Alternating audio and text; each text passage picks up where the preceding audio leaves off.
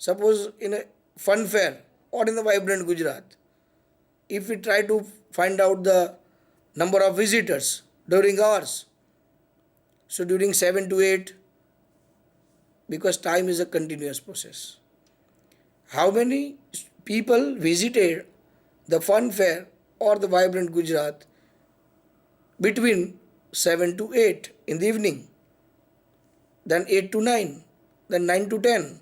So we are getting the values that in 7 to 8, suppose 1000 people visited the fun fair. In 8 to 9, maybe the flow is 2000, or in 9 to 10, maybe it should be 500.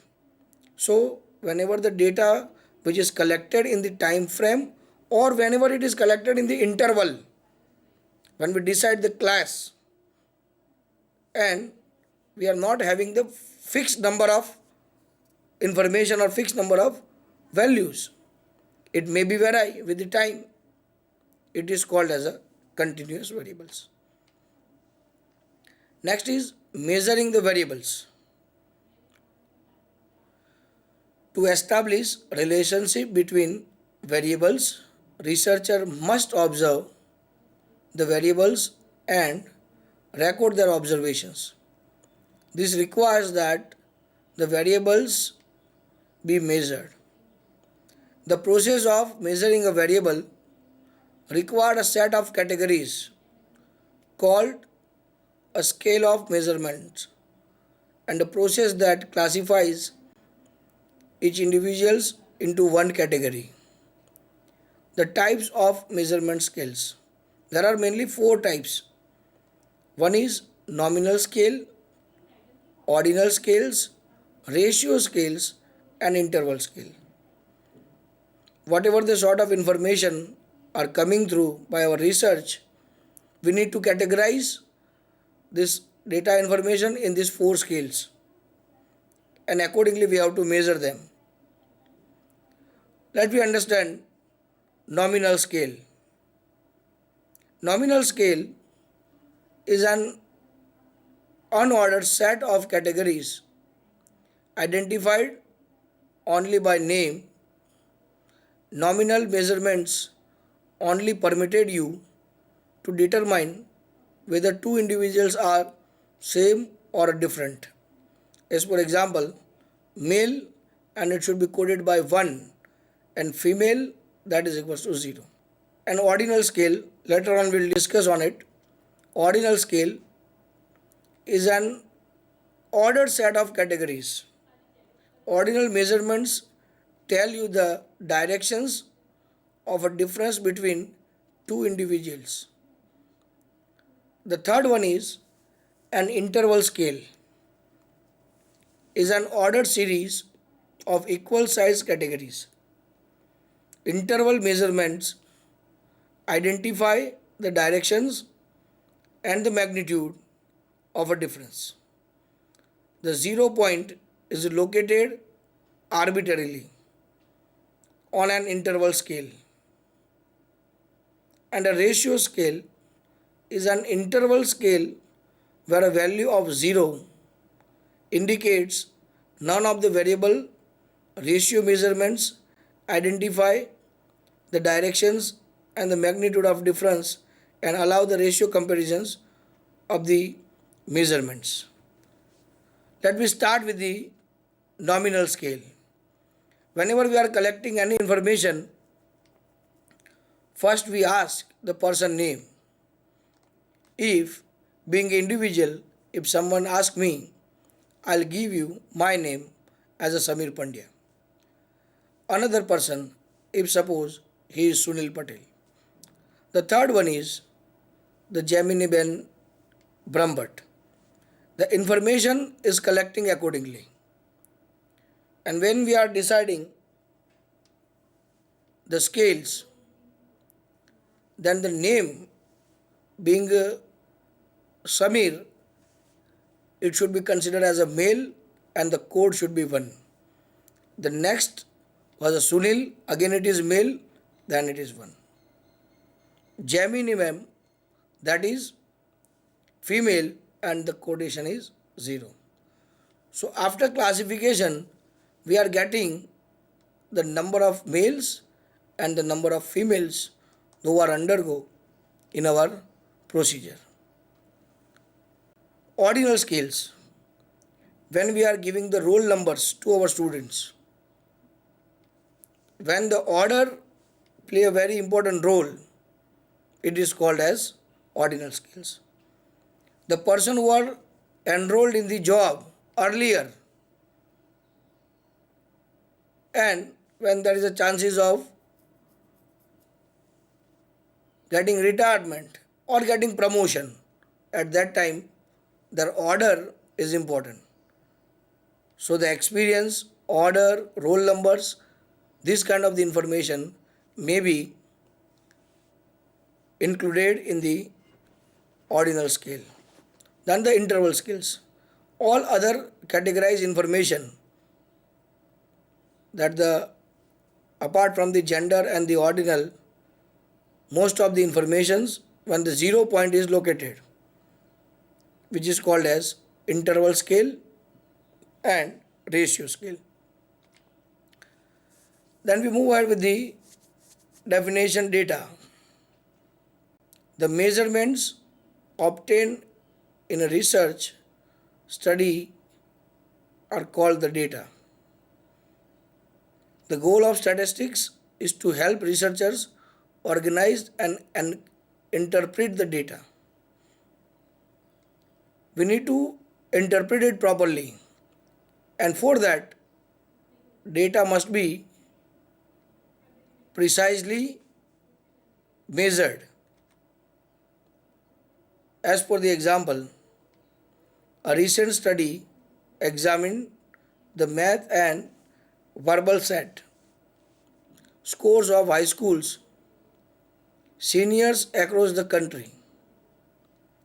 Which of the following statements are descriptive in nature and which are inferential? The mean math set score was 492. The mean verbal set score was 475. Students in the north is scored higher in the math but lower in the verbal. 80% of all the students taking the exams were headed for college. 32% of the students scored above 610 on the verbal set. The math set scores are higher than they were 10 years ago. So that is the information of the data. These are the different pattern of representing the data. First, we need to collect the information, and this collected information is called as the data, and it should be visualized, or we can say that represented in the following manner. If we take the another example of a college dean is interested in a learning about the average age of faculty. Identify the basic terms in this situation. The population is the age of all faculty members at the college. As we have already understood this, what is population? So all the faculty members, they are our population. Those who are clerk, those who are peon, working in the organization, they are not our population.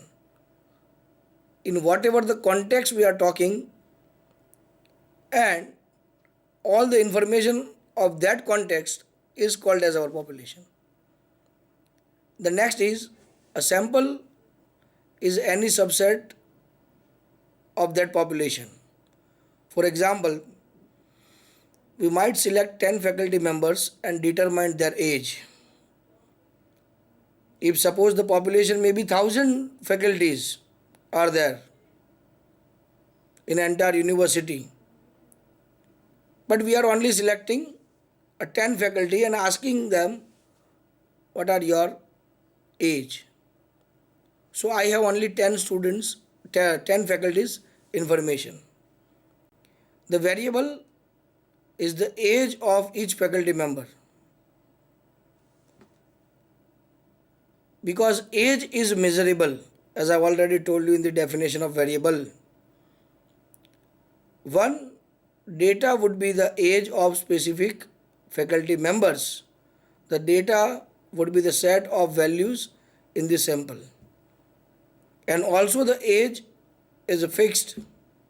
So we are getting, and whenever we are collecting, we are having the discrete variable form. Age is a variable, as well as we can say that age is a discrete variable. The experiment would be the method used to select the age, forming the sample and determining the actual age of each faculty members in the sample. The parameter of interest is the average age of all faculty at the college.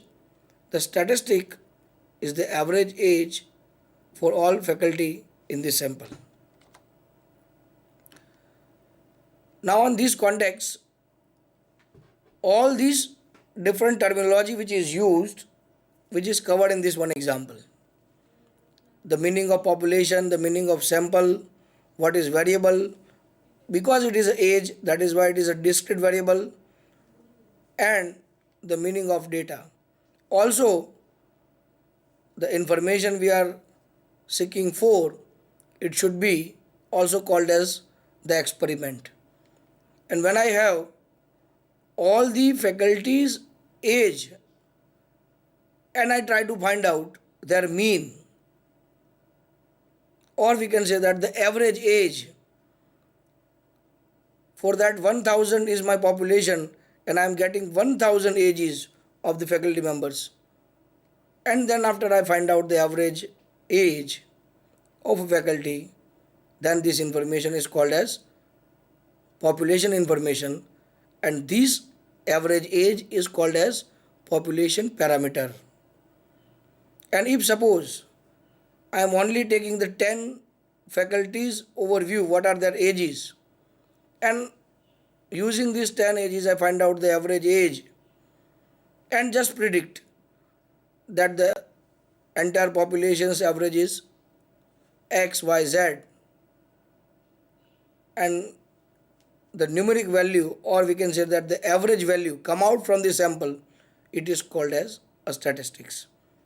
In a simple word, if I want to give the definition of the parameter, we can only say that the constant which is obtained from the population, it is called as parameter, and the constant which is obtained from the sample, which is called as statistic.